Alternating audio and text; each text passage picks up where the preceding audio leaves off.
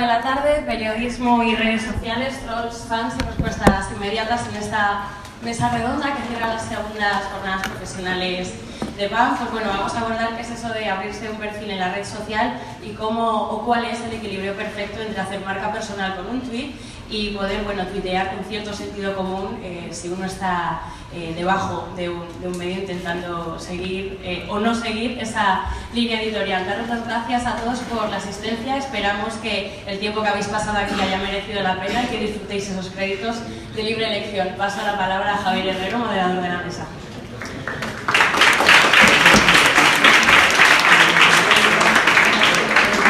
Bueno, como decía María, muchísimas gracias lo primero por estar aquí con nosotros compartiendo esta tarde. Vamos a ver si nos ayudamos un poco en estas segundas jornadas profesionales de la PAM a desentrañar el futuro del periodismo musical que parece estar muy marcado por las redes sociales desde su irrupción. Voy a contar mi caso personal, pero antes me gustaría presentaros a las personas que nos van a acompañar. Empezando por la izquierda está Noelia Fariña, joven redactora de Tentaciones, que nos va a dar el contrapunto de lo que es haber desarrollado tu carrera profesional ya completamente sumida en este mundo de relaciones sociales. A su lado está Lucía Littmaer, colaboradora de El País y de El Diario, muy activa en Twitter, con creo que 14.000 tweets por lo menos, una cosa así lo estaba viendo antes, 6.000 seguidores. A mi lado está Frankie Pizá, que se describe como bedroom journalist, luego nos explicarás qué significa eso. Redactor jefe de This is Underground. A su lado está Victoria Kurnilova, ¿lo he dicho bien? Sí. Eres directora de comunicación de WeGo. Nos vas a contar un poco cómo es la interacción con las redes sociales, con la gente. Y acabamos con el más veterano de todos, te ha caído en la papeleta, Xavi Sancho, redactor jefe de Icon, con un pasado profesional bastante extenso, es lo que tiene llevar tantos años trabajando en esto. Y voy a empezar contigo, pero no hace falta. Sí, yo voy a empezar contando mi caso. Llevo muchos años menos que tú dedicándome a la música, 7 concretamente, y en el momento en el que empecé coincidió, pues yo creo que Twitter ya existía, ya llevaba cierto tirón, pero a los poquitos días de empezar a cubrir la información musical, yo seguía una serie de artistas, por lo que pudiera suceder, muchos menos de los que tengo hoy en cartera siguiendo, ya se hace un poco incontrolable, y aparece un tuit de Alejandro Sanz dirigiéndose ex profeso al entonces presidente de Venezuela, pidiéndole permiso para actuar en el país, porque tenía una polémica anterior en la que supuestamente se le había prohibido actuar, y como os digo, le pedía acabar la gira sin que su equipo o las personas que fuesen a verle sufrieran ningún daño. Rápidamente vi aquello, supe que era de interés, escribí la noticia, avance, y se publicó fenomenal. Ese fue el primero de muchos tweets, de muchas noticias que he tenido que escribir y que venían impulsadas por algo que aparecía en Twitter. Y mi pregunta, ya que voy contigo, Xavi, es ¿realmente consideras, porque igual no ha sido así, pero ¿realmente consideras que las redes sociales han revolucionado la manera en la que ejercemos el periodismo, que han cambiado nuestros usos, nuestra manera de trabajar? Hola. Sí, básicamente han intentado destruirla, tal como la conocíamos, de alguna manera. Entonces, básicamente es una forma de adaptarse. Hemos cambiado de intermediario, que antes podía ser nuestro medio de comunicación, por el propio artista, que se ha convertido en el propio intermediario. Entonces, no sé si es bueno o malo. Yo, por ejemplo, el tuit de Alejandro Sanz también lo recuerdo, pero me parece también que pensar que lo escribió Alejandro Sanz es un poco wishful thinking, ¿sabes? O sea, no sabemos si es como cuando haces una entrevista por email, probablemente estás contestando a la secretaria. Por otra parte, también tuitear borracho es una cosa que no se recomienda nunca, no sé. Hemos cambiado básicamente el intermediario, o sea, los medios se han caído, no nos dan el sustento que nos daban antes, y el sustento han decidido darlo los artistas directamente y la gente que maneja sus carreras. Entonces, bueno, nosotros sabemos que Katy Perry se está comiendo una hamburguesa después de dar un concierto, y que si es una noticia o no es una noticia, pues, irrelevante, pues es lo que tenemos ahora. Entonces, bueno, pues básicamente, yo creo que hay dos fases aquí, que es primero la fase de los blogs, que es la que cambia la crítica, y la fase de las redes sociales, que es la que cambia el periodismo. Entonces hay dos elementos, ¿vale? Entonces el periodismo, lo que son las noticias, la manera de tratarlas, viene más beneficiado por las redes, y los blogs son los primeros los que también cambian la aproximación a la crítica, la convierten en otra cosa muy diferente, siempre. Entonces, bueno, se dice que dentro de todos nosotros hay un entrenador de fútbol, no sé si también hay un crítico musical, y las redes han permitido que eso salga fuera. Hombre, también pasaba antes. Tú cuando trabajabas en un periódico, el señor que hacía sus festos en Albacete pensaba que podía hacer una crítica de disco. Y la hacía, porque iba al redactor y decía, oye, me gustan mucho los Black Crowes, te quiero hacer el disco. Y como no importaba a nadie los Black Crowes ni los discos, pues le daban la crítica. Quiero decir que lo bueno del periodismo musical, a diferencia de otros periodismos, es que como ya está muy curado de espantos por el intrusismo, pues igual probablemente la puerta corría al aire ya hace muchos años, o sea que no lo veo tampoco tan dramático. Bueno, deciros que en el momento en el que queráis participar, cualquiera de vosotros estéis invitados. Me voy al otro extremo de la mesa a preguntarle a Noelia, precisamente porque tú empezaste a trabajar ya cuando las redes eran una realidad y estaban completamente implantadas. Cuando escuchas a Xavi decir estas cosas, ¿qué se te pasa por la cabeza, por ejemplo? Es que yo creo que, por ejemplo, los medios de siempre consideran las redes sociales algo malo, cuando realmente es que las utilizamos mal. Estarían bien si las usáramos como una herramienta de difusión, pero en cambio las utilizamos como instrumento para valorar lo que hacemos. Es decir, tú tienes una noticia, la sacas a redes y aunque sea una entrevista muy buena, si tiene un alcance de 2000 personas, consideras que has perdido el tiempo. Y por eso vas a Twitter y sacas una noticia de Alejandro Sanz, porque va a ser viral y por eso estamos alimentando más de la web. ¿Qué opináis los demás de esta cuestión? Como lo tengo al lado, pues, a mí estoy de acuerdo básicamente con lo que han dicho ellos. Una de las cosas que a mí me está afectando en la manera en la que como yo trabajo, no porque mi método de trabajo cambie, sino porque las peticiones muchas veces del jefe de sección pueden estar mucho más mediatizadas por lo que pasa en ese momento, ¿no? No es el caso de la gente con la que yo trabajo ahora, ni del diario ni del país, pero sí he colaborado en otros medios que estaban tan absolutamente pendientes de lo que tienen un monitor de audiencias instantáneo y luego y van viendo cómo va funcionando la propia noticia que han lanzado a depende de qué hora. Eso que me parece más o menos, digamos, anecdótico, porque dices, mira, está ahí con un monitor, pero sí genera una perversión con respecto a qué tipo de información te parece más o menos relevante y que consideras que tienes que dar. Y a mí eso, sobre todo en la manera de trabajar, sí que me parece notorio, ¿no? Que no le demos el mismo valor a una noticia simplemente porque nos parece que siempre tiene que ser, es como la operación triunfo del periodismo musical que estamos viviendo. Y además está el caso de que Facebook se ha convertido en muchos casos en la fuente de información de mucha gente y cuantos más retweets, cuanta más movimiento tiene entre el público, en más muros aparece y mucha gente no sale de eso, del muro de Facebook como fuente de información y luego nos encontramos con cosas como lo de la posverdad de la victoria de Donald Trump. Hemos mencionado varios asuntos, todos muy relacionados unos con otros y me gustaría ir hablando un poco de cada uno de una manera individual.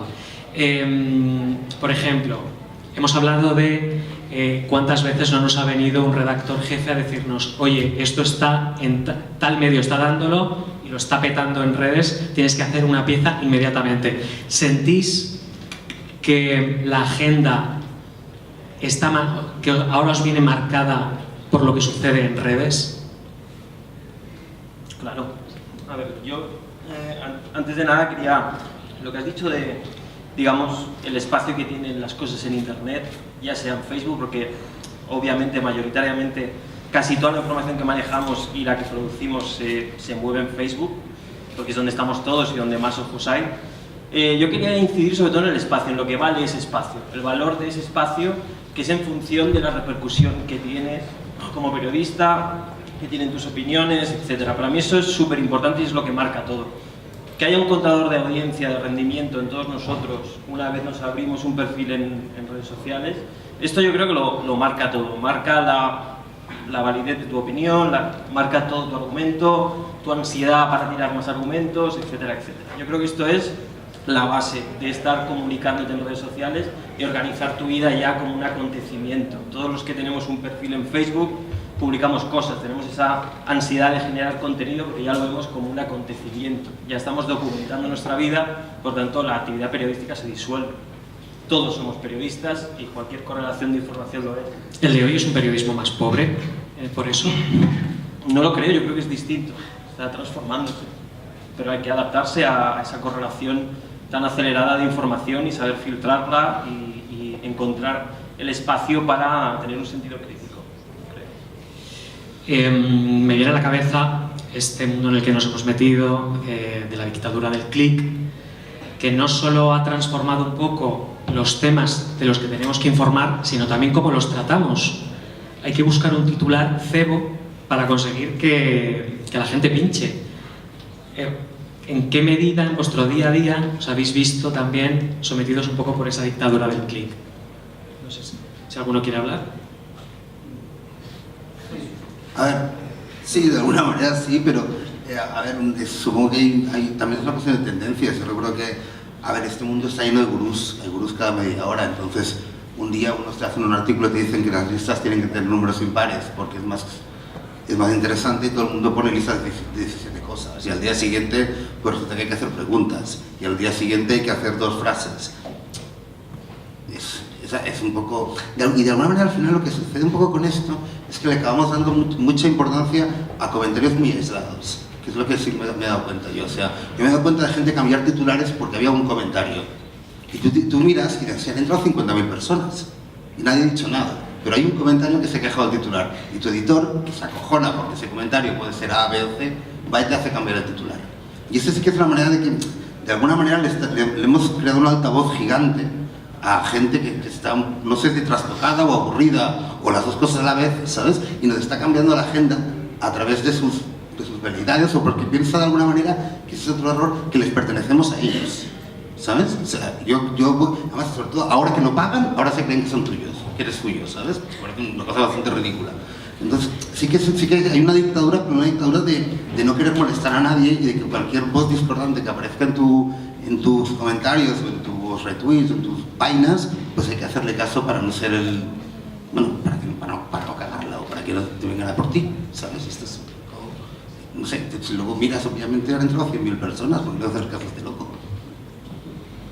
Y además porque se da un fenómeno muy curioso, que es que, claro, antes pues tú escribías un artículo y como mucho, si la liabas muy parda, pues te llegaba una carta al director, ¿no? Y ya está, y no pasaba nada.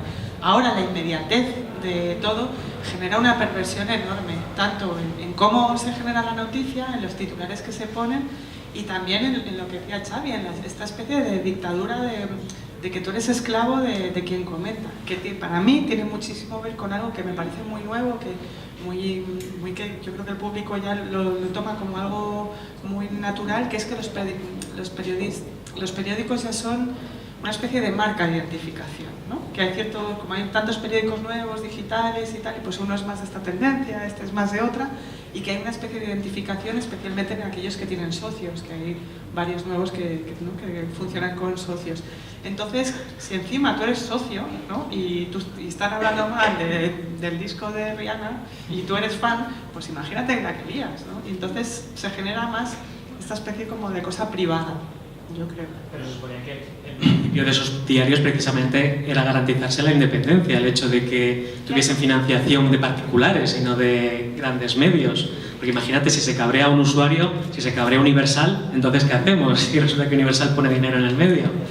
Es interesante esto, sobre todo por lo que comenta de la perversión que coge la información en las redes y con los perfiles y tal. Yo planteé una cosa que ya planteé en Facebook como la semana pasada, y fue cuando murió Hugh Hefner.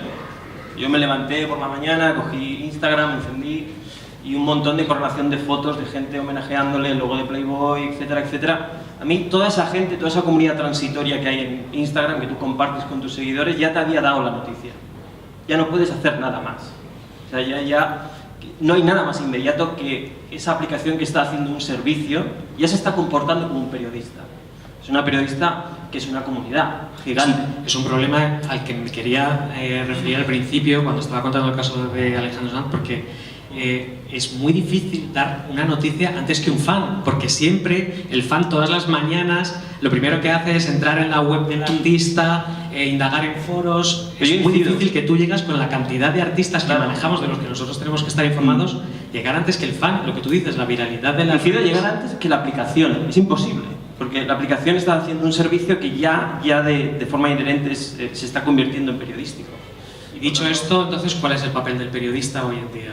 Yo creo que como todo se está como descentralizando cada vez más, esto de las firmas están adquiriendo como este hombre marca, como esta marca muy definitoria, como tienen que invertir mucho más en marketing, en producción de información, tienen que andar con mucho más cuidado con el tema de los comentarios, de cómo la polarizan a su audiencia y todo esto.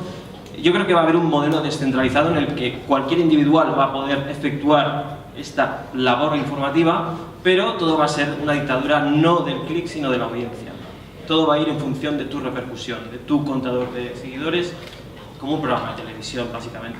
Yo creo que todos vamos a ser casi autónomos, y yo creo que es hacia el futuro al que vamos. Por discrepar un poco.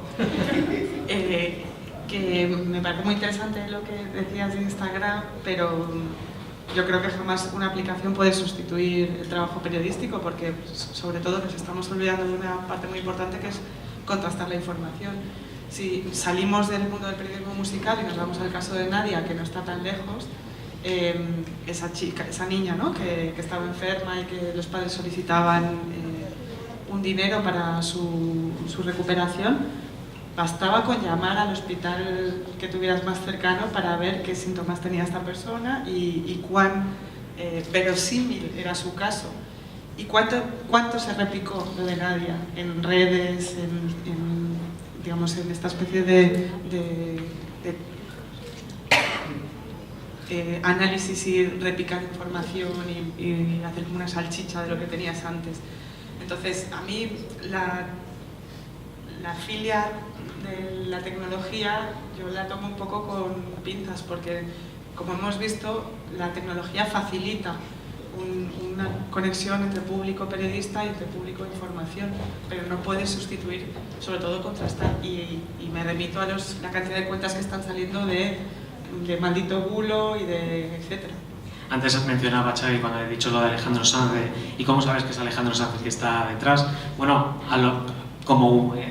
por lo menos que sea community manager con la aprobación de Alejandro Sanz, pero es que ha habido casos en los que han hackeado cuentas oficiales, y hay gente que se ha comido el comentario del hacker porque no ha tenido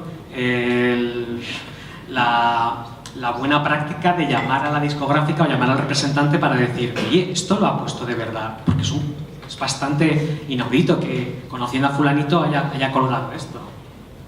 Pero es que nunca llegamos a profundizar en nada. O sea, que un chico saque un disco y que sus fans lo sepan, no dicen nada. O sea, ese fan puede darle un like en Instagram, pero no tiene nada más. Tendrás que hablar con él, intentar saber por qué ha hecho ese disco, qué hay detrás, de qué van las canciones. No sé, es como lo veo yo. Al menos es una visión demasiado romántica, pero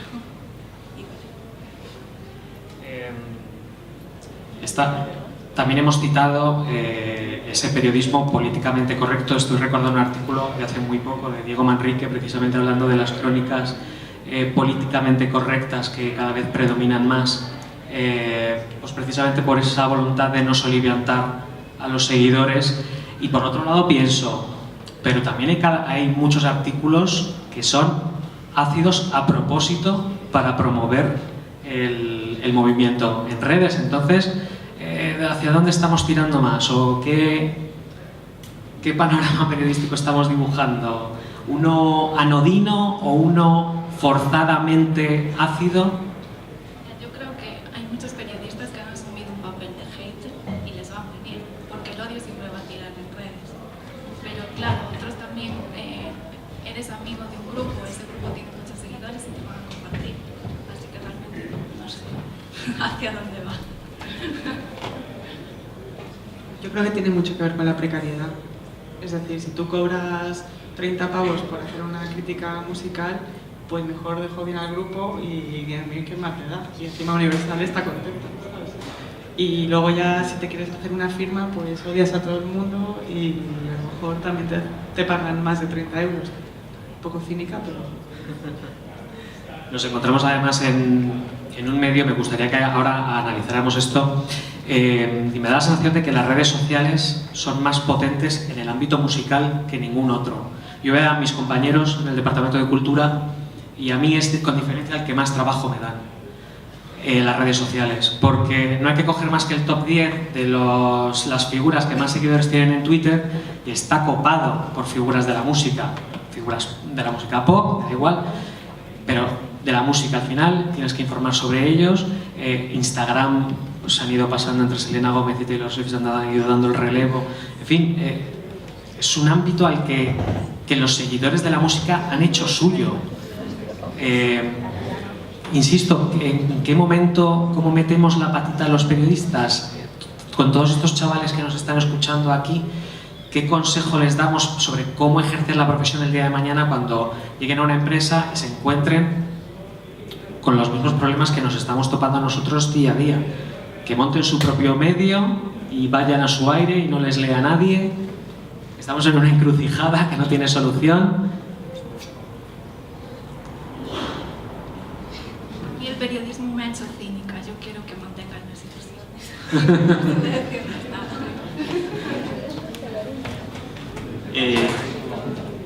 Yo un poco en esto que decía de que cada vez hay más contenido fraudulento, etcétera, incluso están saliendo inteligencias artificiales que se están dedicando ya a coger 4 datos y a darles la vuelta, a tirarlos en internet, porque todo tiene el mismo peso, todo tiene la misma valía, es en función de quién lo está diciendo.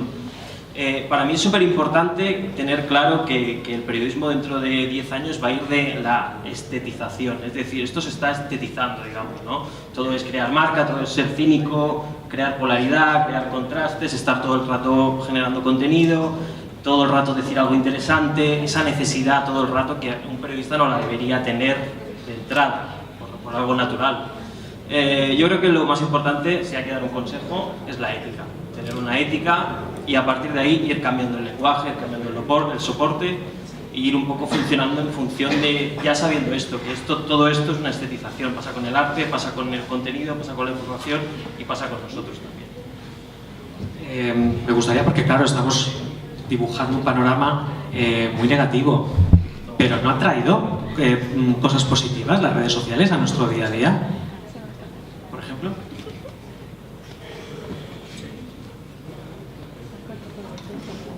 Yo creo que sí, porque vuelvo yo, perdonad. Yo creo que ha traído cosas súper positivas, porque antes la información tenía que venir a nosotros reclamándola, o venía a nosotros por unas vías más formales. Ahora es todo gratuito, y esa gratuidad también tiene un perfil oscuro, que es eso, que es a veces que no hay necesidad de tener tanta información. Pero yo creo que es muy bueno que todo el mundo tenga ese espacio, es lo que decía antes al principio, es cuestión de qué vale ese espacio, cuánto cuesta tener todos esos oídos que te van a escuchar o esos ojos que te van a leer. Y los periodistas, sobre todo los de cultura, también me da la impresión de que a veces tendemos a ser un poco egocéntricos en el sentido de saber qué es lo que es bueno, qué es lo que es interesante, y en este sentido también quiero comentar que quizás las redes sociales nos ayudan a saber qué es lo que le interesa a la audiencia realmente, a no ser que haya un pez que se muerde la cola y lo que estemos haciendo es forzar a que los lectores lean determinados contenidos, y como hay que esta obligación de estar al día de todo lo que es importante, de todo lo que interesa, un lector que ve que algo se ha leído 4 veces, pasa mucho con los influencers en Instagram, ¿no? Tú ves que Perenganín tiene 3000 seguidores en Instagram y dices, pues igual es interesante, igual es que hay que seguir a este tío porque es interesante. Esta es la clave para mí.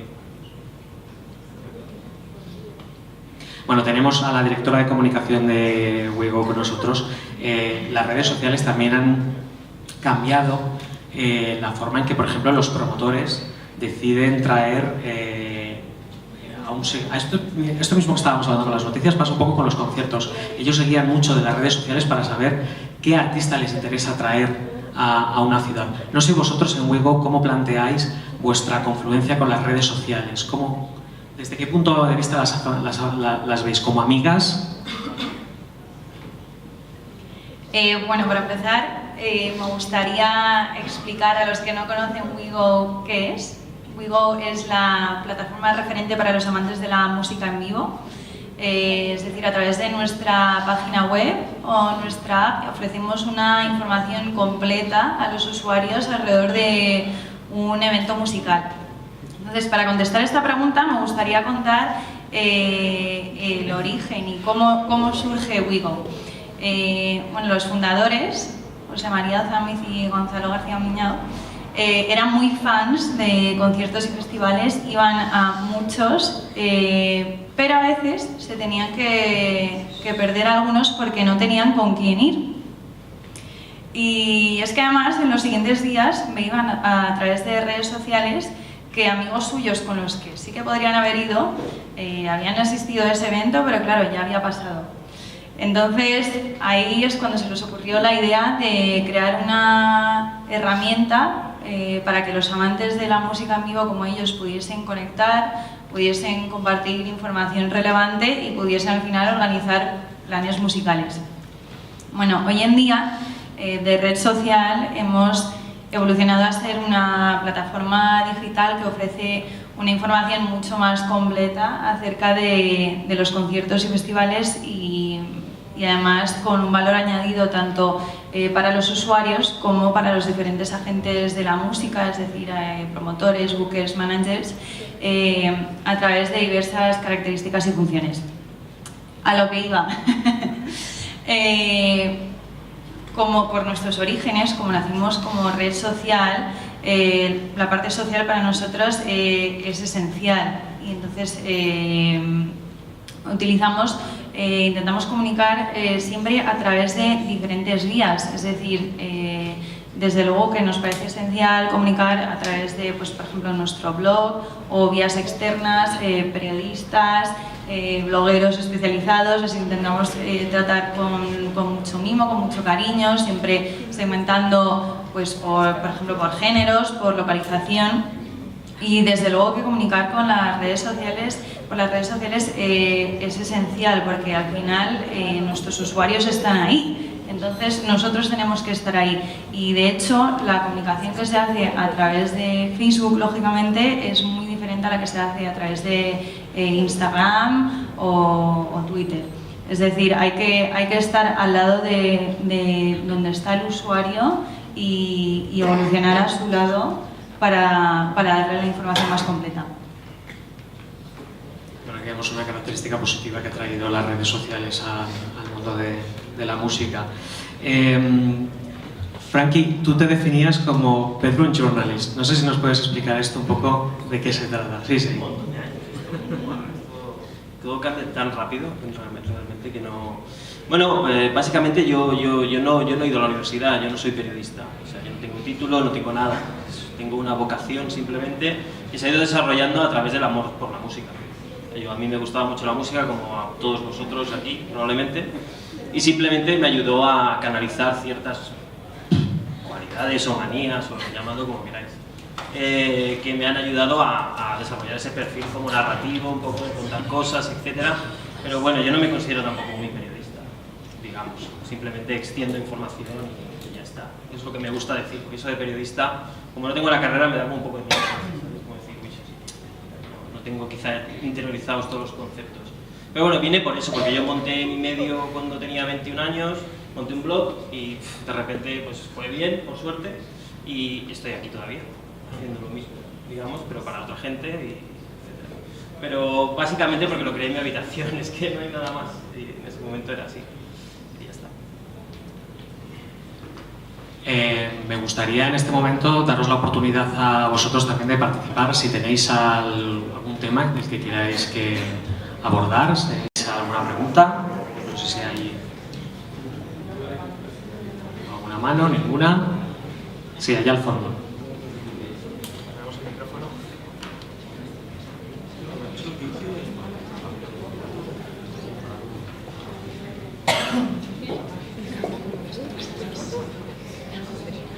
Hola, buenas tardes. Hola, buenas tardes. Me llamo Almudena. Esta pregunta va dirigida básicamente a los profesionales aquí presentes. ¿Cuántos de ustedes, bueno, cuál de ustedes no tiene redes sociales? Vamos, que todos tenemos redes sociales. Entonces, parece que es una cosa que se ha impuesto, ¿no? Sobre todo en esta industria de la música, en cualquier campo. Y yo me pregunto, ¿me podría dar alguna respuesta que no sea la escuchada con tópicos que se escuchan en cualquier ámbito de la vida cotidiana? ¿Alguna respuesta diferente de por qué es necesaria una red social? El tópico de, por supuesto, estar comunicado, darse a conocer en el mundo y también que si no estás en la red, no existes para el mundo. No es necesario. Que no es necesario tener redes sociales. Se puede vivir sin ellas tranquilamente. La gente tiene redes sociales como igual tiene camas en casa ahora. Solo es decir que no puedes vivir. Yo conozco mucha gente que no tiene redes sociales. Bueno, soy viejo, ya lo he dicho al principio, pero quiero decir que se puede. Bueno, eufemismos los justos. No, pero quiero decir que se puede vivir, sí. Claro que se puede. O sea, no sé si es un tópico o no, pero puedes hacerlo. Puedes conectarte mañana y no te va a pasar nada. No, bueno, no te va a doler. Yo, por ejemplo, no tengo redes sociales. Pues felicidades. Y tengo una vida bastante más activa y tengo proyectos, no soy solo una mera estudiante, y yo animo sobre todo a los estudiantes a que no utilicen solo la red social como un medio que se ha impuesto en la vida cotidiana de cada uno, que está muy bien, por supuesto. Yo no niego que esté mal o no tenga porque las odie. Eso es un poco como... Voy a hacer viejo otra vez. Cuando apareció la televisión, había mucha gente que dijo: yo no tengo televisión por principios, porque era una caja tonta, te volvía idiota. Y había otra gente que cogía la televisión y se lo pasaba muy bien, y veía la televisión. Han pasado los años, y de la gente que decía que no tengo televisión porque es una estupidez, igual hay menos, casi hay pocos, la gente ve la televisión de otra manera y tal. Pero lo que te quiero decir es que puedes no tener redes sociales, pero tampoco hay que tener una actitud petulante por no tenerlas. ¿Sabes lo que quiero decir? O sea, tenlas si quieres o no las tengas, pero yo no creo que tenga que el hecho, la decisión de tenerla o no tenerla implique ser más o menos activo, inteligente, tener una vida social más o menos importante. Es una decisión vital muy lateral en la vida de un ser humano, que diría Schopenhauer. Pero para vuestro ámbito, que es la industria musical en diferentes ramas... Una pregunta. Perdón. Es que quería decir que es que me preocupa un poco la deriva de... Es que yo no... Creo que el periodismo no es trabajar en la industria musical. El periodismo es informar. Y es diferente, porque hay mucha gente que puede hacer contenido para redes sociales y es fan de un grupo o de alguien, y es fantástico que se dedique a tener lo que sea, pues que sea community manager de ese grupo, y lo que va a hacer es trabajar con información, pero para favorecer a quien sea o su grupo, etc. Creo, y me parece importante decirlo, que el periodismo cultural va más allá de cuatro paredes en las que suceden cosas dentro de un club o cuando alguien saca un disco, y que el trabajo, lo que me interesa a mí de este debate es que lo que tiene que ver con las redes, cómo modificar nuestra transmisión y nuestra manera de trabajar información. Ahora, la industria musical es otra peli, es otra movida, y suerte con ella, ¿sabes? Pero que me parece que a veces se confunde el hecho de tú puedes no tener una licenciatura en periodismo y ser un periodista fantástico, y aún así hay cierta aspiración a ser periodista como para generar contenidos dentro de una industria que no necesariamente, ¿sabes?, tienen que ver con el trabajo sosegado y de relativización de lo que es la información. Me parece importante distinguirlo. Te iba a preguntar si tienes smartphone. Por supuesto. Vale, es que yo lo que creo es que todos los smartphones que probablemente tenemos todos en esta sala, igual que redes sociales, menos tú, o a lo mejor hay alguien que no lo ha dicho por vergüenza, realmente están fabricados para que nosotros generemos o tengamos una traducción de toda la información que generamos cada día en datos. Y esos datos tienen unas herramientas de publicación, que es nuestra realidad, nuestro periodismo diario, nuestra información que mandamos al mundo, etcétera, en redes sociales. Y quieras que no, esos soportes, esos escenarios son los mejores ahora mismo en un entorno digital para transmitir información. Y cualquier periodista, yo creo que no es que esté obligado, probablemente no está obligado, pero a la hora de transmitir información es lo más cercano, lo más directo y es lo que está preparado para ello, porque estamos generando continuamente información y somos rendimiento. Al final hay que publicarlo en algún lado. Es el signo de los tiempos. April.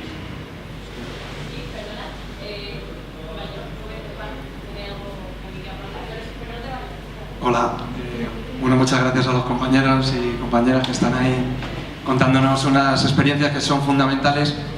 Yo quería dar otra, a lo mejor un poco hilando por donde, no sé si es por donde tú quieres ir, pero a mí me ha saltado un poco la bombilla. Los compañeros a lo mejor, cuando pensamos en periodista musical, estamos pensando a lo mejor en EFE, estamos pensando en el diario.es, estamos pensando en Prisa, en El País, Icon o lo que sea. Pero es que ¿cuánta gente puede llegar a eso, ¿no? Y las redes, no las redes, Internet fue realmente. En este sentido las redes es como 3.0. Nosotros que empezamos con un RTC, que cuando llamaban por teléfono teníamos que quitar Internet para poder estar comunicados, hemos visto todos los pasos. El problema del periodismo musical es que si tú quieres contar algo lo vas a contar. O lo gritas a la calle, o lo cuentas por teléfono, o lo haces en redes ahora. En los 90 eran los fanzines.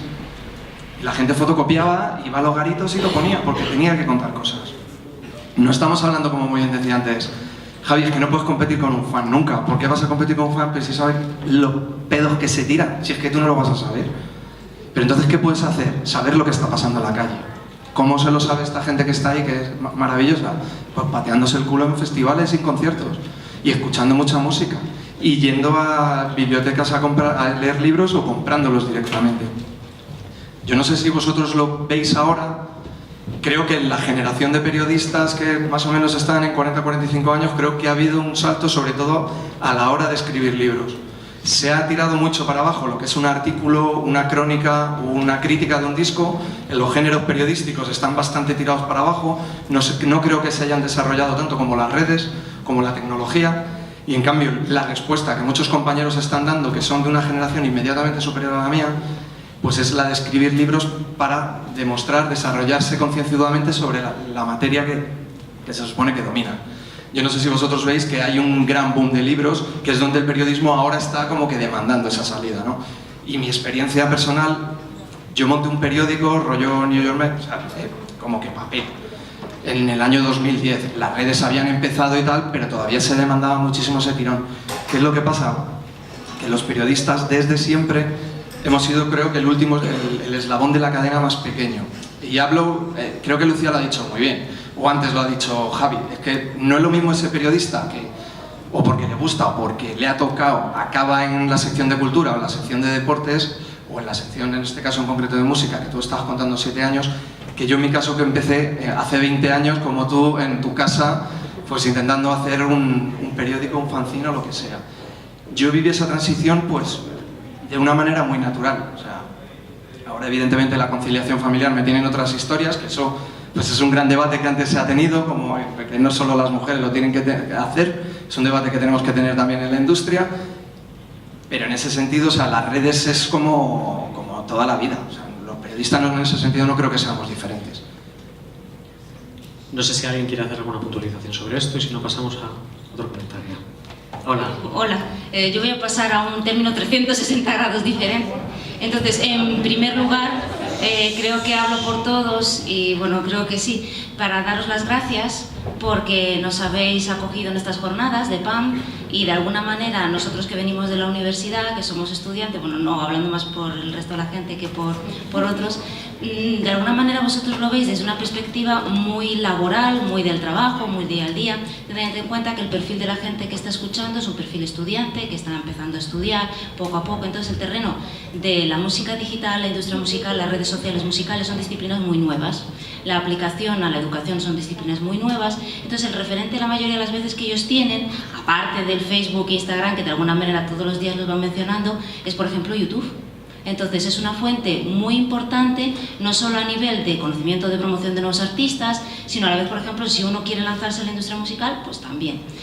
También es muy diferente, o sea, creo desde mi perspectiva, una cosa es hablar, por ejemplo, de la música indie, otra cosa es hablar de la música, como sería mainstream, ¿no? Una cosa de grandes industrias, de pequeñas industrias. Entonces, a mí me gustaría preguntaros un poco una opinión, el que quiera, cómo, si veis, es verdad, hay un bulo que circula que puede ser que YouTube se transforme en una nueva discográfica y que se pueda transformar con medios propios, con nuevas formas de comunicación, y si vosotros opináis que eso es una utopía o que efectivamente poco a poco está copando todas las culturas, porque en el fondo está transmitiendo cultura continuamente, y sobre todo a todos estos chicos que son generaciones jóvenes, pues por mucho Instagram, por mucho Facebook, por mucho todo tecnologías, al final se conectan 2 o 3 horas a YouTube, ven sus vídeos y generan su cultura. No sé si me he explicado suficiente.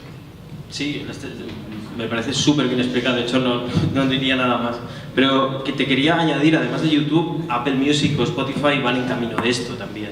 Quiero decir, están creando sus propios aparatos editoriales porque realmente la industria musical es una maraña de intermediarios, de derechos de distribución, de créditos que no se saben, de dinero que va para allá, dinero que se distribuye para acá, que nadie sabe muy bien qué es lo que está ocurriendo, cuáles son los lazos, cuáles son las conexiones, y es normal que cuando hay un servicio de ese tipo que tiene tantísimo contenido, que nosotros mismos como artistas, quien sea músico lo quiere poner allí, es normal que cuando tú tienes ese contenido quieras eliminar esos intermediarios y quieras comunicarte con el artista directamente, y quieres que sea tuyo, y quieres cultivarlo tú, quieres ponerle un estudio de grabación, y quieres ponerle lo que sea, un videoclip, que es lo que están haciendo Apple Music, Spotify, que están pagando, financiando carreras o empezando a hacerlo por eso, porque saben que todos esos lazos en medio del artista y la editorial ya no tienen por qué existir. No es tema ético, quiero decir, es a nivel funcional. Es que hay un montón de dinero que se está quedando entre medias. Por eso lo de blockchain y todo esto, que se va a implantar dentro de poco. Un segundito, ahora nos vamos para allá, para raíz de lo que está diciendo Frankie. ¿Hemos perdido nuestra fuerza como prescriptores?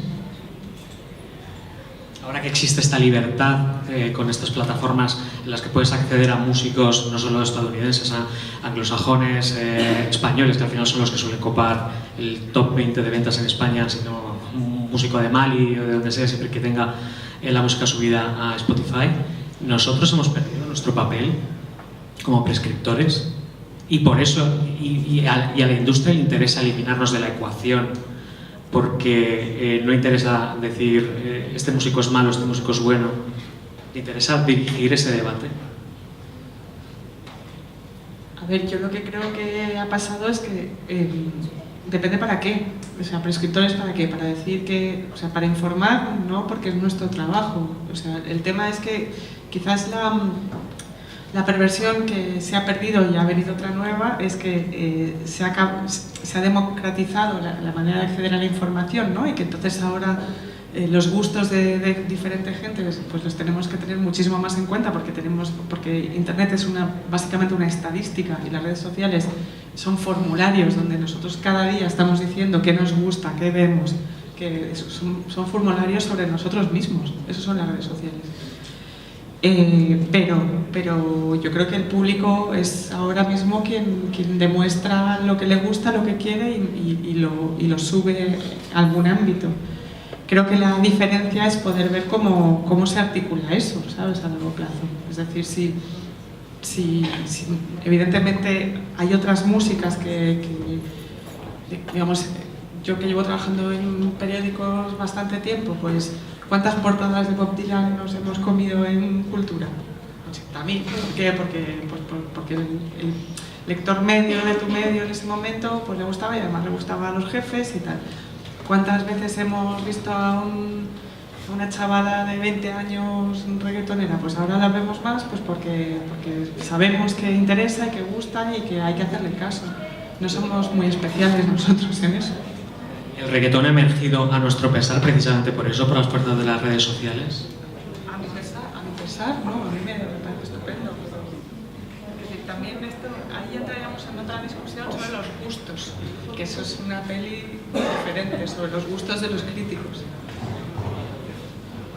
Yo creo que no, o sea, yo creo que las redes sociales han sido algo implícito en todo esto del reggaetón, el trap, el hip hop, etc.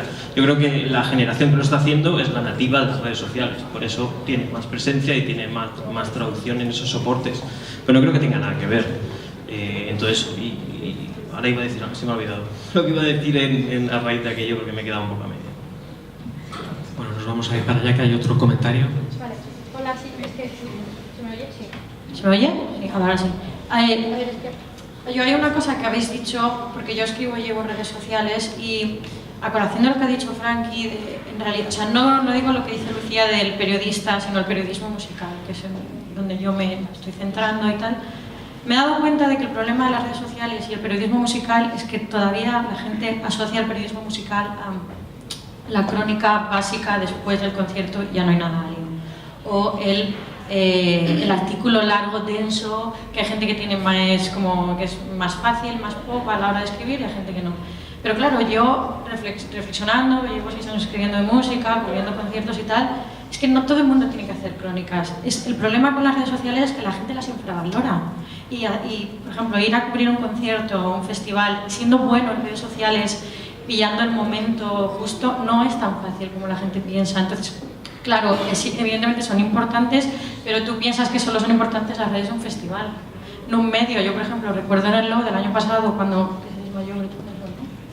se desmayó en mitad del concierto de Sued, estaba yo en uno de mis jefes, uno de los medios donde colaboro, y yo justo pillé el momento donde se desmayó, porque me pasé todo el concierto así, haciendo stories para mi medio, para donde colaboro y tal. Entonces, claro, tú dices, wow, qué guay ese momento. Sí, pero no todo el mundo tendría la paciencia suficiente para decir, estoy una hora así, en un concierto, y lo que estoy viendo es el concierto a través de esto. Entonces, es como una mezcla muy dual entre la infravaloración de las redes sociales, porque intimidan, pero es que no todo el mundo tiene que ser bueno haciendo crónicas. Yo sé dónde soy buena, y soy buena en entrevistas y en redes sociales, pero a lo mejor haciendo una crónica al uso, no, y no es malo. Es que se supone que eso es la gracia de la cultura y la comunicación, que tiene que empezar a evolucionar, y la gente tiene que dejar de infravalorarlas y tenerles miedo, porque un buen medio, si sabe usar bien sus redes sociales, puede ser muy bueno. Yo cuando cubro un concierto lo subo a los stories de mi revista, 2000 vistas, mucho más que a lo mejor es una revista de tendencias, pero mucho más que hemos ido al maquillaje de no sé qué, de Rihanna. Entonces a mí me da mucha rabia porque es como que no se... O sea, se valoran de una forma como pop, de ay, hoy he subido la selfie y tengo 500 likes. Sí, pero es que a lo mejor, evidentemente, yo no digo que no sea importante esa crónica, digo que todo debería ir de la mano, y que hay personas que valen mucho y que tienen como esa sensibilidad para las redes sociales, que igual que hay otras personas que tienen sensibilidad para otras cosas. Y a mí, personalmente, me da rabia por eso, porque es como que la gente no se lo toma en serio, o piensa que todo el mundo puede ser community manager, y es como no. Igual que no todo el mundo puede hacer una buena crónica, igual que yo no podría ser futbolista o físico cuántico, me encantaría, pero ay, que no soy buena. Entonces, a mí me gustaría que la gente empezase a ver un poco eso, que es como que son muy importantes y que no se infravaloren, y que es un trabajo que habría que invertir dinero en ello, que tampoco es tan fácil. O sea, no digo que tampoco sea tal, pero he puesto este ejemplo del concierto porque no es tan fácil ir a un concierto y hacer una crónica y estar ahí y encuentra un buen ángulo y hace la foto al artista y el vídeo al artista, que no te salga alguien delante, y etcétera, etcétera. Yo quiero decir que eso de... O sea, yo creo que hay que tenerlo en cuenta, como bien dices. Yo creo que tienes razón en lo que dices, pero hay que matizar que tener 2000 visitas en una información expuesta tuya, que tú te has luchado, como lo decíamos antes, de salir a la calle, tener información de pie de calle, etcétera, que es lo que al final nos va a diferenciar de un activo a otro. Tener 2000 visitas no significa que eso esté bien hecho o sea bueno, o que a nivel periodístico tenga un peso. Es que no significa nada, es simplemente audiencia. Sí, pero yo no hablo es que Claro. Sí, pero es que justamente creo que es el error. O sea, yo no digo de mí, digo de la revista en la que lo he subido. Ayer, por ejemplo, fui al Boiler Room, pues yo hice previa, entrevisté a una de las DJs y voy a hacer una crónica visual porque ni me gustó la sesión bueno, para qué cosas que no hay. No, pero lo que te iba a decir, yo no digo que es que esté bien hecha o no, digo que hay que abrir la mente, que hay más canales de comunicación y que se tienen que complementar. Claro, claro. Pero claro, sí. Que está mal, sí, pero tú sabes perfectamente, Frankie, Sí, cuando una story está bien hecho y cuando no. Sí, perfectamente, porque hay una estética que hay que seguir, Claro. hay unas reglas. Claro. Pero lo que yo quiero decir es que, por ejemplo, lo de Mandib, vale. Tú, por ejemplo, estás ahí en Mandib, estás haciendo tu trabajo periodístico, estás llevando tus stories, estás haciendo tus vídeos, etcétera, y los haces muy bien. Y tienes muchas visitas. Pues tú imagínate que hay más gente como tú que sabe que Mandib interesa mucho, ¿de acuerdo? Y hacen otros stories y al final estás compitiendo en un mismo timeline, ¿vale? ¿Quién es mejor? ¿Quién no? Y además, ¿qué pasa con la información que no se está documentando? Porque al final a la misma gente le interesan casi siempre las mismas cosas a nivel mayoritario. ¿Qué pasa con el jazz? ¿Qué pasa con una banda Claro, independiente? he puesto este ejemplo que fue Claro, ayer, es que ¿qué pasa? ¿Qué pasa con esas cosas? Se van a extinguir si no informamos de ellas, si no hay suficiente audiencia que las mire. Porque al final estamos basculando de qué es bueno y qué es malo en función de la gente que nos ve. Esto yo creo que hay que tenerlo claro, que es así, no lo vamos a cambiar, pero hay que tener claro que no funciona así. El criterio periodístico es una cosa y otra cosa es la audiencia. No, pero que yo no, ya, pero es que claro, o sea, la cosa es que yo, por ejemplo, que a mí me toca de lleno las redes sociales, es como siempre esa infravaloración. Yo no estoy diciendo que se cubran cosas nicho. De hecho, el otro día mi jefe me dijo, la revista donde escribo principalmente, me dijo, es que los artículos de música no dan visitas. Y yo, me da igual, una revista de tendencias tiene que tener selección musical, me da igual lo que digas. Y punto, ¿sabes? Y no me importa que a lo mejor te dé más visitas las zapatillas chulas. No hablo de eso, me refiero a que... O sea, ya me entiendes el matiz, Frankie, de que... como matizando. Claro, no, sí, no, y me parece muy bien que me refutes en esto, pero que empecemos a ver un poco como que no eres peor periodista porque solo te centres en una cosa y seas buenas en otras. ¿Sabes? En absoluto, O sea, yo creo que los soportes hay que utilizarlos y es una forma de reinterpretar mensajes. Claro, ¿sabes? claro, eso sabes, es lo que yo digo más. Solo un comentario, que había una cosa que has dicho que me ha preocupado. ¿Te dijo tu jefe que los artículos de música no daban visitas? Sí, y no es la segunda revista que me lo dice. O sea, no es la primera, perdón. Y ya fui yo la que dije, es que o sea, de hecho, como una de las revistas empecé en varias, y una donde empecé a llevar además redes sociales, todo el Instagram, el Facebook y todo. Después de 4 años y medio colaborando, o sea, con los 4 años me dijo, nadie, es que los artículos de música no dan visitas, y yo, bueno, pero es que es cualitativo, no cuantitativo. O sea, a mí me da igual si Blonde Redhead del año pasado no te da visitas, pero a lo mejor alguien que te va a ver el artículo sí, ¿sabes? Y no me importa si tiene visitas o no. Entonces, claro, o sea, que yo sé, si digo esto de las redes no lo digo en plan de rabieta o de... No, porque claro, una persona que solo hace stories, tal, no, sino que todo el mundo en el periodismo abra un poco la mente, ¿sabes? Que es tan válido hacer eso como una buena crónica, como una buena reseña, como una buena cobertura. Bueno, yo creo que queda claro. Nos vamos aquí delante, no tenéis micro. ¿Se lo podéis pasar, por favor?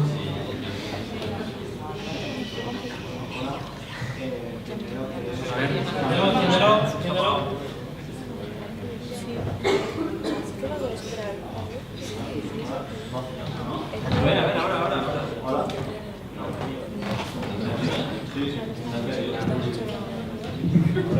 Sí.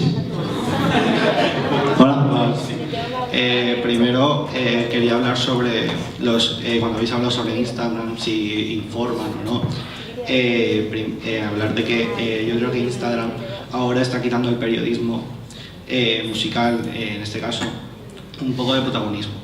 Porque, por ejemplo, yo si quiero ir a un concierto o lo que sea, me entero antes de si sigo a la banda en una red social o otra, porque, por ejemplo, sigo a bastantes medios especializados musicales, no me entero a través de ellos. Por ejemplo, el otro día soy aficionado a Airborne, un grupo de hard rock and roll, y joder, quería ir a un concierto y porque no encontraba ninguna información, y me metí en su página web y me di cuenta que habían tocado hace una semana. Y bueno, claro, no había encontrado ningún tipo de información, y aún con medios especializados como pueden ser Rock FM, el vuelo del Fénix de Radio 3, cosas de esas. Y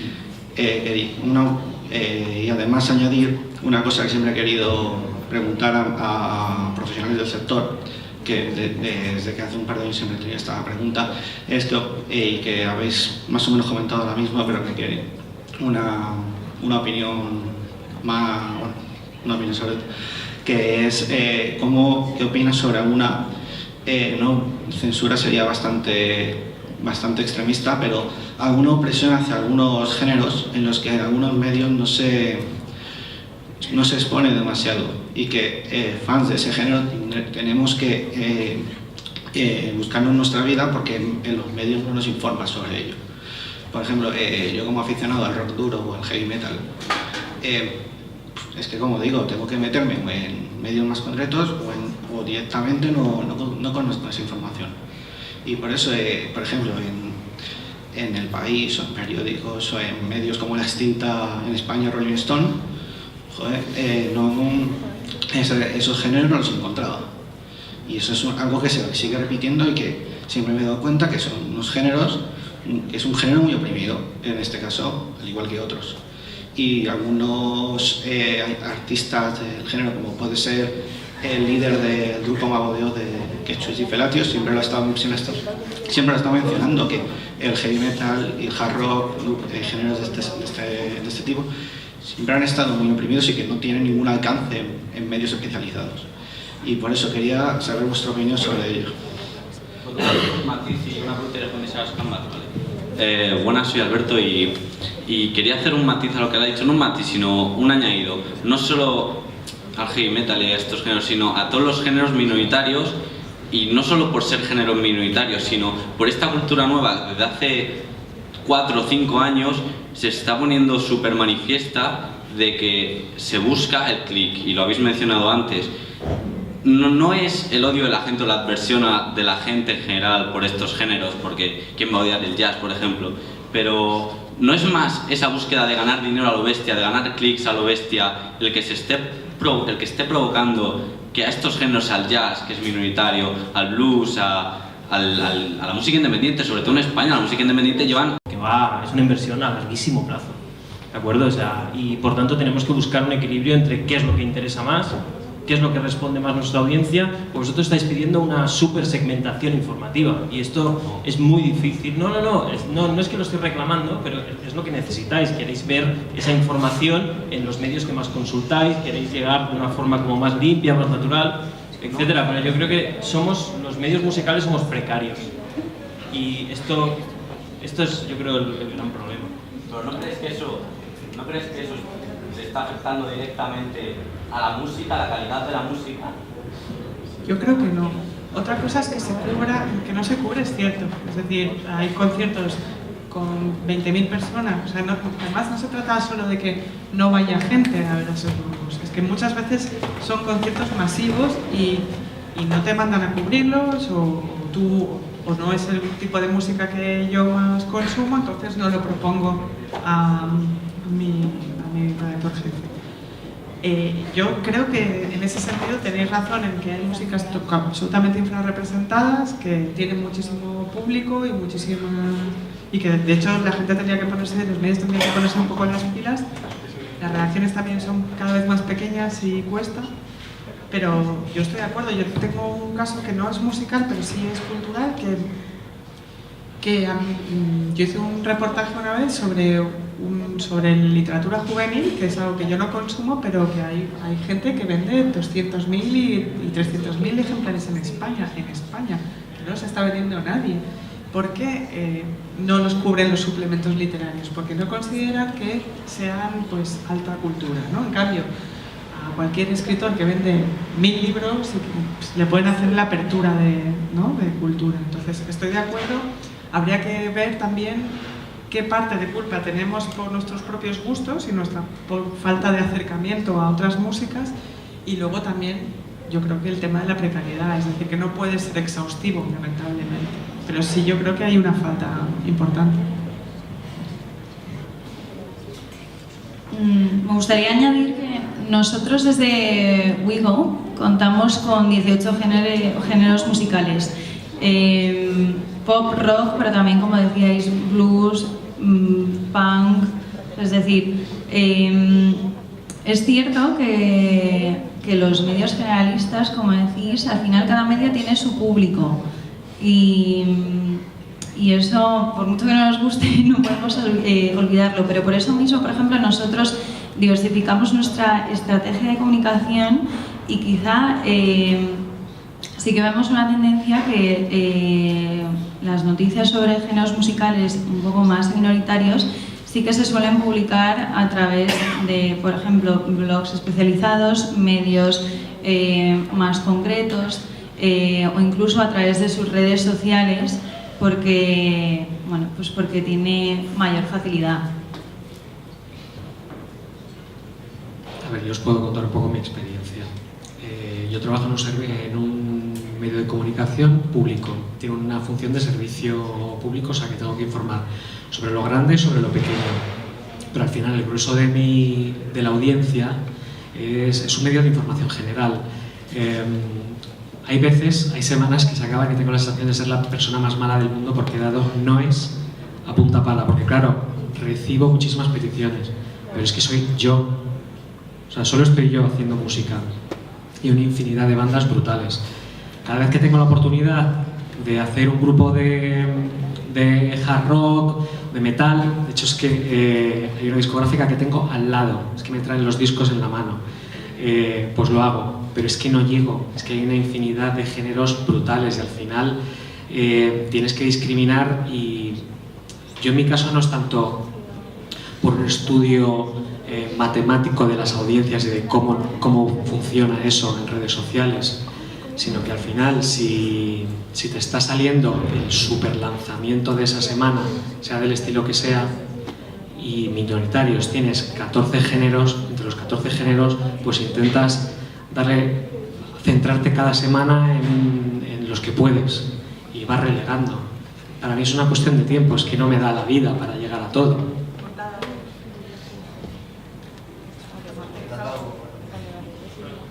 Que yo, en relación a lo que has comentado ahora mismo, es que como eres el único que en música de tu medio, ¿no? En la delegación de Madrid sí, pero claro, es la que acumula, quitando Barcelona, que también concentra parte de la información musical, es Madrid donde se mueve prácticamente todo, donde las propias agencias de comunicación convocan a los medios, porque es donde estamos la mayoría.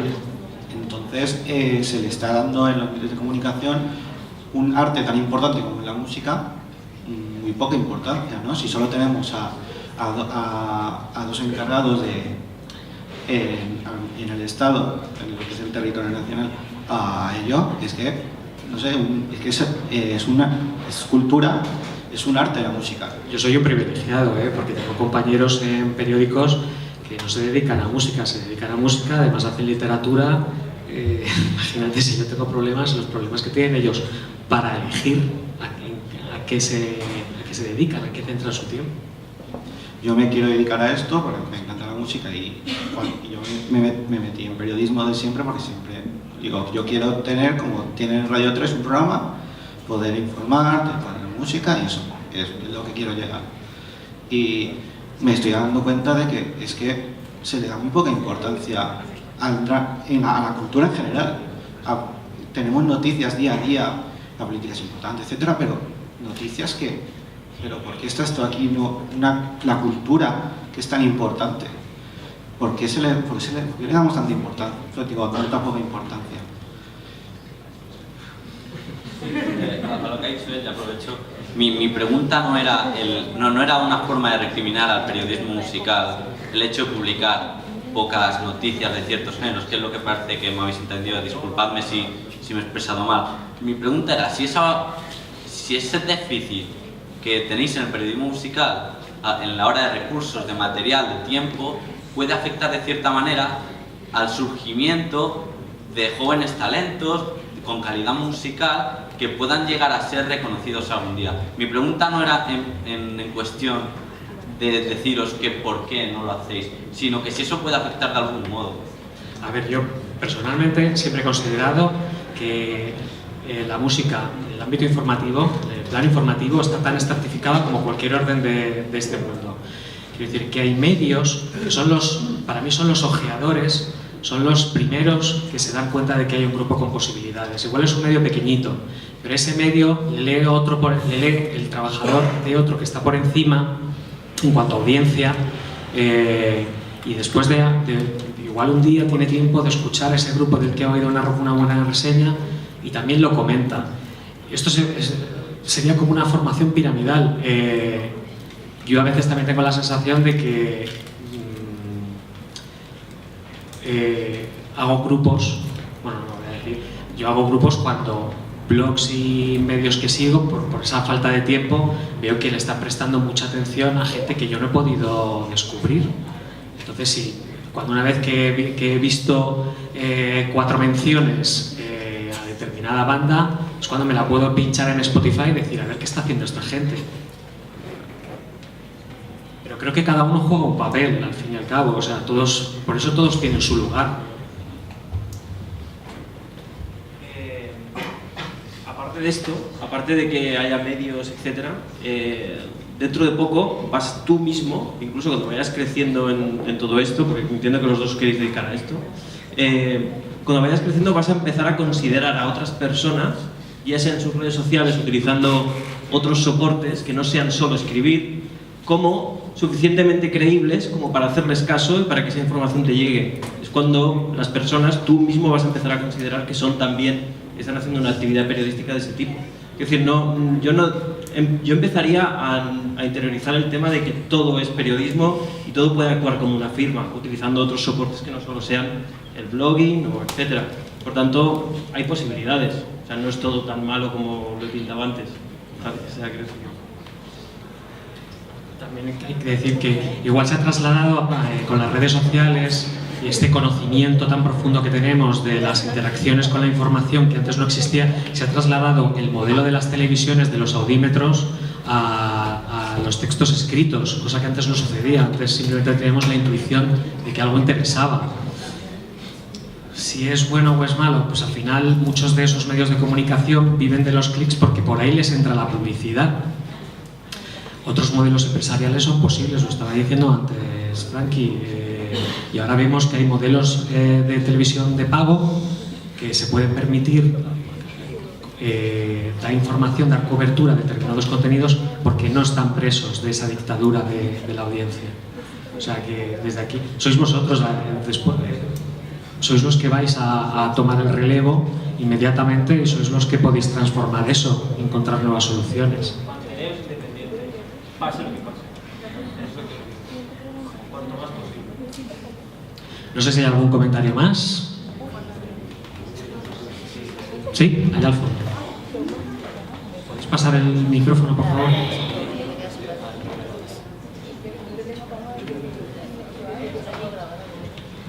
Bueno, chicos, yo me llamo Adrián y quería preguntaros, en general a vosotros, y a ti, Javi, sobre el tema de cómo influye para un periodista musical ya no solo las plataformas en streaming, las redes sociales, toda la televisión, la música, todo lo que estamos hablando, sino también con lo que ha dicho ella sobre que un redactor jefe de una publicación, de un diario, de un periódico, de una revista, de lo que sea, te diga que una noticia de música no da visitas. En referencia a, todos sabemos que Eurovisión es el programa del año de entretenimiento más visto, el programa más visto que es de entretenimiento, sin contar el fútbol. Y Operación Triunfo últimamente ha suscitado multitud de comentarios. Entonces, yo, habiendo estado en Eurovisión, Javi, tú también, quería preguntarte a ti, al resto, cómo lo veis, porque al final esto genera muchísimos comentarios en las redes. Esto es un tema que también muchos diarios no cubren. Yo no suelo ver a nadie allí del Mundo, ni de otros, ni de La Razón, ni de muchos diarios, como si de la ABC, alguien del País, los medios que todos conocemos de Fórmula TV, Blooper, etc. ¿Cómo para el resto de los colaboradores y para ti veis esto, la actualidad, siendo lo que Eurovisión es actualmente, y Operación Triunfo y el resto de realities o talent shows que hay, como La Voz también, como dice mi compañero? Gracias. Pues yo antes he hecho un comentario sobre el reggaetón. Hace 5 años el reggaetón era lo peor del mundo, era el demonio. Y ahora mismo, no sé, estamos súper acostumbrados a estar escuchando informaciones sobre reggaetón y tratándolo casi como se está tratando ya como un género más igual de respetable que cualquiera de los demás. Yo creo que eso ha sido posible por lo que hablábamos antes, por la fuerza de las redes también, que se han impuesto los gustos de la gente. Lo de Eurovisión, Operación Triunfo, es un caso singular. Es verdad que hay medios que todavía le dan la espalda, son como un nicho a pesar del número de clics y todo lo que genera en redes sociales, porque es verdad que Eurovisión ya no es solo la emisión de entretenimiento más vista del año en televisión, sino que además es una de las que a nivel mundial más tweets produce. Querría poderte explicar por qué no se cubre, pero como no trabajo en esos medios, no te sé decir. En este caso se impone un criterio editorial. Nos estamos quejando mucho de que igual nos dejamos llevar demasiado por la dictadura del clic. Pues mira, en este caso hay quien decide que no le interesa. Y punto. Independientemente del número de clics. Pues es tan legítimo como cualquier otra decisión. Creo que es un poco extraño, pero por el simple hecho, como tú estás diciendo, de que sea el programa de entretenimiento más visto del año aquí, en Europa y incluso en Estados Unidos, en China, en Australia, y que la gente no... Hay medios que no lo traten, como dice ella, que te digan que no da visitas, pero si es que está ahí, y Google al final de cada año es que lo pone, o sea, es que es lo más leído.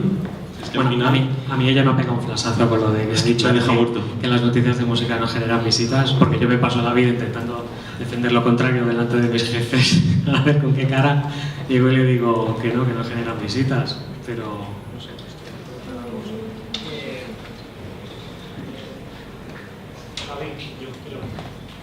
Mira. ¿Tienes el micro por ahí?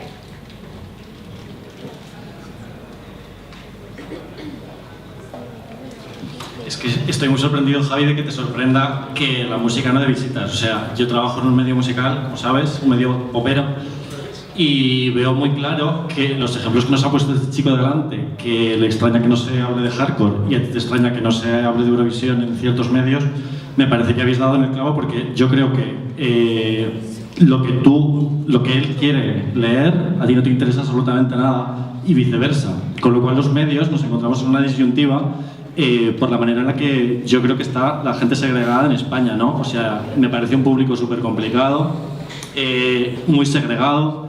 A la gente que le gusta el trap odia el punk, a la gente que le gusta el punk odia el trap. Evidentemente hay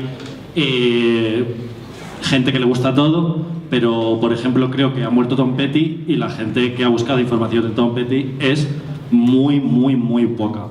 Yo puedo hacer un especial de él y sé que voy a perder dinero con él, porque no se lo va a leer absolutamente nadie. De manera que yo creo que España es un país que no es como Reino Unido, no es Estados Unidos, no tiene 400 millones de habitantes, la cultura musical que hay es bastante baja, el interés por la cultura es bastante bajo y veo a la gente pues bastante segregado. Y me parece una de las claves, ¿sabes? O sea, de repente, evidentemente, en ciertos medios que la música no genere visitas, vamos, yo me lo creo perfectamente. Mi medio es musical y las noticias de cine y de televisión tienen muchísimas más visitas porque es lo que le interesa a todo el mundo, el cine y la televisión. Me extraña mucho que te sorprenda. No tanto la comparativa entre música y otras artes como el cine o la televisión, sino por ejemplo respecto de determinadas informaciones políticas. Es que nosotros, por ejemplo, desde EFE, obviamente tenemos que dar un volumen de información política brutal, y yo lo veo simplemente por el conteo, cuando existían los contadores de las páginas que ya no existen, de tantos retweets, que las informaciones que recogían de EFE sobre música tenían muchísimos más retweets que pudieran tener una información política. Pero tú porque también trabajas información que, es lo que tú has dicho, las personas que más seguidores tienen en Instagram son bastante poperos, o sea, son Selena Gómez, Ariana Grande. Por ejemplo, un medio como Mundo Sonoro no puede tratar a esas artistas de la manera en la que lo trata un medio generalista, porque de alguna manera perdería un poco su prestigio, su identidad. Y me parece una de las claves en ese sentido, ¿no? Lo pequeño que es España y lo segregada que yo percibo a la gente en general, que luego, por supuesto, hay gente pues, que le gusta de todo y ya está. Y luego, además de la segmentación, yo creo que es interesante una cosa que se ha apuntado también, que en determinados medios ya solo se hacen previas. Es decir, a mí me sorprendía mucho que dijerais el tema de la crónica, porque a mí me piden cada vez menos crónica, porque yo recuerdo cuando llegaron aquellos tiempos de los diarios gratuitos de papel, que en el ADN, en 20 minutos y tal, decían, no, es que crónicas no vas a hacer porque nadie quiere, fíjate el argumento, nadie quiere leer sobre un concierto al que no ha ido. Es decir, no se va a sentir en absoluto representado. Ya empezaba como una idea de vamos a cumplir con un consumidor, no necesariamente con alguien que se quiera informar de otra cosa. El problema aquí es que el periodismo es utilitario para que compres un disco, compres una entrada o cualquier momento a pasar el concierto, pues ya no vas a vender nada con eso. Tú estás suponiendo que el público no va a querer leer eso porque no se va a comprar nada. Aquí hay otra cosa también que yo creo que realmente creo que igual no nos gusta la música tanto como creemos, porque básicamente, o sea, estamos hablando de que hay de lo mío todo el rato, ¿sabes? Pues a mí me gusta esto, pues a mí me gusta esto y no lo veo. Oye, igual se trata de que tú te informes de cosas que no sabes, que no conoces. ¿Para qué quieres que te hablen de lo que ya sabes? ¿No? Supongo que eso te va a hacer la curiosidad. Y la curiosidad es lo que hace que nosotros nos interese esto. O sea, yo si voy a un concierto, leo porque me gusta leer sobre música. Y leo un concierto que no he ido porque me gusta leer sobre música. Y si es un concierto de reggaetón, pues me lo leo porque me gusta leer sobre esto. Y si hay una web de heavy metal, pues igual entro y curioseo un rato a ver si hay algo que me gusta. Y creo que en vez de estar pensando, oye, que no me hablan de Eurovisión, oye, que no me hablan de no sé qué, pues se trata de ir a buscar tú los contenidos o crearlos. Pero esta historia que hay de lo mío, me parece un poco pobre, ¿verdad? Yo ya en tema personal, porque ahora no se me ha encendido, el tema personal del TUMAC, ¿vale? Que como decía él, tenemos otro modelo, tenemos otro negocio, digamos, que sostiene toda la labor esta un poco periodística que hacemos, porque esto no da ganancias, ¿vale? Pero sí que yo, por ejemplo, llevo 3 años al frente de esto y llevo riñendo los 3 años con las tendencias que imperan, que son las que condicionan, porque son las que atraen a las marcas, ¿vale? Eso es otra forma de condicionamiento periodístico, que es qué es lo que vende más, pero no al público, sino al público que consume las marcas. Es ya otro tipo de segmentación en la que tienes que pensar e intentar compensar cada día que haya un equilibrio editorial en función de esa alimentación de ese soporte económico que tienes que tener por otro lado. Y es un tema también que podríamos estar aquí, claro, que al final es una mercantilización de la música, del periodismo, y claro, a nivel ético es un poco complicado estar todo el día así. No sé si hay algún comentario más que queréis hacer. Pero si no, nos quedamos aquí sin micro.